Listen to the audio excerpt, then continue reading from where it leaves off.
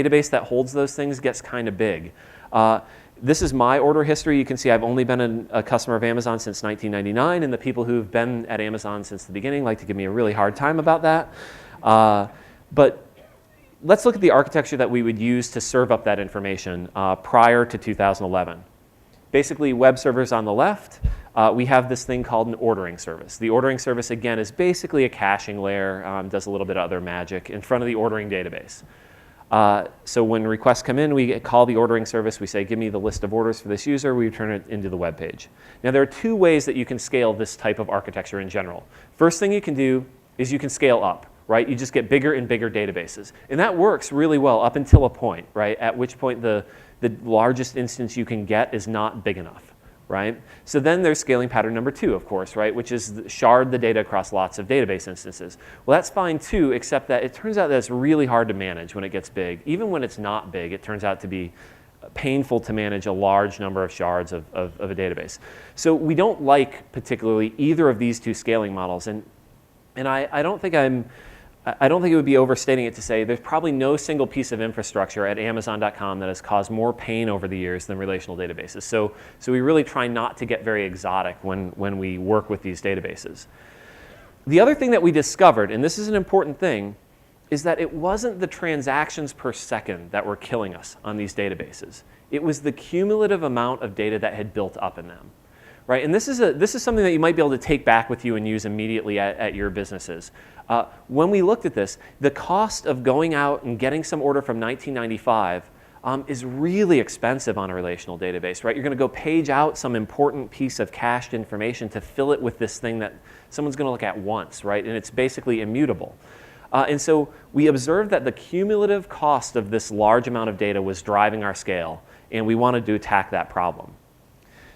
We didn't like the existing patterns, and the other thing is that our DBAs are very picky people. They only like to run databases on really expensive, very reliable hardware. So very fast disk drives, ECC memory, kind of the most expensive boxes in the Amazon architecture are databases.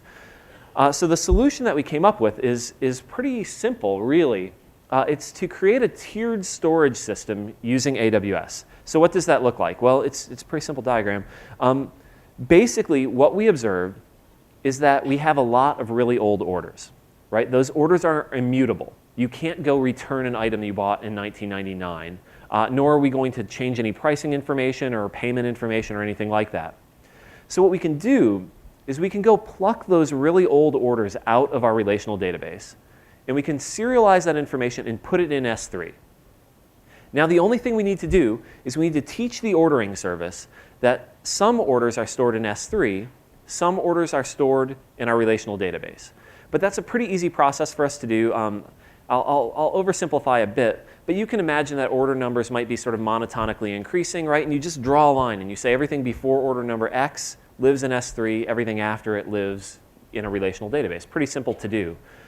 And so we went ahead and we did this, and it turns out there are lots of other things on the website that are like this. There are certain products that were available in 1995 that are no longer available in the year 2011. And so you can apply this model all over the place.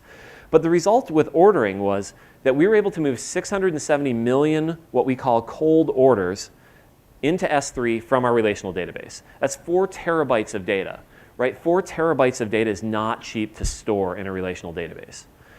We're spending way less on these hosts now, and the important thing for me is that it sets us up for migration to an AWS database solution at some point in the future. We're going to migrate a lot more data out of this ordering database. We've just begun the process, and we will get to the point where we'll be able to provision a large RDS instance and run our ordering database off it someday, which will be a cool day. So let's sort of step back for the last couple minutes of the presentation here and look at some of the sort of high-level lessons that have come from doing all of this migration. And I'll break them into 2 chunks, business lessons and technical lessons. So first, the business lessons. The first thing is that I spend way less time on capacity planning, right? When you can scale immediately in increments of whatever you want, the cost of being wrong about guessing on your capacity is very low. Right? And when the cost of being wrong on something is low, it means you just don't have to spend time doing it. So we don't spend much time on capacity planning anymore. I talk to finance way less than I used to because I don't have to go put big CapEx requests together to get more hosts. I get more innovation. And a great example here is that client experience analytics application. If a developer would have come to me a couple years ago and said, hey, I want to build this application, I think it'll be cool, but you have to go negotiate 5 colo deals, I would say, like, go build a feature on the website, right? Like, I wouldn't even let them start working on that application. But now, because it's easy to provision that capacity and release it if it doesn't work out, I get to say yes a lot more, which means I have a lot happier developers. A nice thing is that I get credit for AWS price reductions. So like when we had this bandwidth reduction last week, that's awesome because my finance guy doesn't watch the AWS news as closely as I do.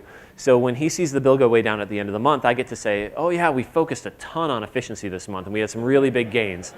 And that ultimately gets passed on to our customers of the Amazon.com website, which is also great. The one thing I will tell you is that you need to think about compliance issues up front. And Werner mentioned this earlier. Amazon.com takes a lot of credit card transactions over the year, and we're subject to PCI DSS compliance issues. If we lose the PCI compliance that we have, it would be absolutely devastating for the business. Like there's not an option. And so you need to think about those things ahead of time and make sure that what you're doing is consistent with the regulations. Like obviously in our case, it was possible to migrate the web servers to EC2 and maintain that compliance, but we didn't take that lightly. We really worked through it very carefully with our internal audit and security department. And then the final thing is, I just don't have to think about lease returns anymore, which is just a pet peeve of mine. Every 3 years, our machines used to go off lease, and there would be this horrible migration from one set of hardware to the other set of hardware, and we just don't have to do that anymore, which is nice. Some of the technical lessons, the first thing is I would say start with simple applications. The reason we chose that theatrical release information widget on the detail page is because you know what the cost of that thing failing is? 0, right? Like it turns out people can still buy DVDs and VHS videos if that thing doesn't appear.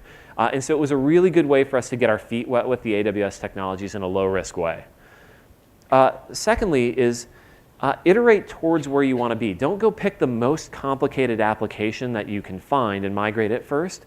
Iterate towards a more complicated implementation. Definitely identify reusable components, and security is a good place to look for these. We made a decision that everything that we put into S3 at Amazon has to be encrypted. Like no compromises. Even if it's just like product information, it gets encrypted before we put it into S3. And the reason for doing that was it just simplifies the whole management of our website, right? If everything's encrypted, you don't have to worry about having lists of things that do and don't have to be encrypted. And so what we learned early on was, well, it would be nice to have a generic component to do that encryption and manage that so that every developer doesn't have to write it on their own. And so we created some of that stuff early on, and we got a lot of mileage out of it. I would say engage your security team early as a partner. Don't try to force an architecture down their throat after the fact. Get them to weigh in as you're building out the architecture on AWS so that they can have input and they'll bless it when you finally get it implemented. The second to last thing is migrate to the cloud in concert with your other architectural objectives. So in 2005, I showed you we wanted to decouple, simple, all that kind of stuff. Find places where AWS can help you achieve your bigger architectural objectives and pick those things as early things to migrate because it'll pay dividends in terms of getting you to where you want to be in the big picture.